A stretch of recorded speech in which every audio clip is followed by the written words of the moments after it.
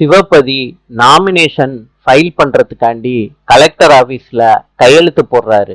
தலைவர் சிவபதியை பார்த்து சொல்றாரு, இந்த தொகுதிக்கு நீ தான் கரெக்டான கேண்டிடேட், அதிகமான ஓட்டு வித்தியாசத்துல ஜெயிக்க போற சிவபதி. தலைவர் சொல்லிக்கிட்டே இருக்கிறப்ப இன்னும் ஒரு கேண்டிடேட் வந்துடுறாங்க. சிவபதியை பார்த்து சொல்றாங்க, தோக்க போறதுக்கு எதுக்கு வேட்பு மனு தாக்கல் பண்ண வந்தீங்க?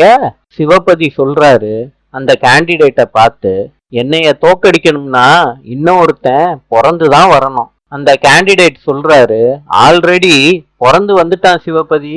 தென்னரசு தான் கண்டிப்பா இந்த தேர்தல்ல ஜெயிப்பான். தென்னரசம் சிரிச்சுக்கிட்டு சிவபதி முன்னாடி நின்னுகிட்டு இருக்காரு. சிவபதி கோவத்தோட உச்சிக்கே போயிட்டாரு. நாளை சந்திப்போம்.